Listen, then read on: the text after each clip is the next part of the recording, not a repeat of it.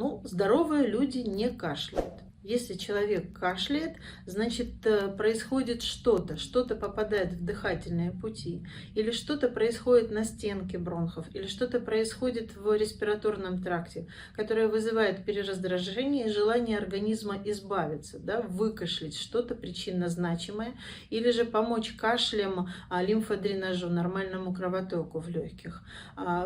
Причины кашля могут быть как инфекционно-воспалительные, это и коронавирусная инфекция, и пневмония, и хронические гнойные заболевания верхних дыхательных путей. Это может быть аллергические причины. Кроме этого, есть огромное количество пациентов, у которых кашель связан с хроническими сердечно-сосудистыми заболеваниями.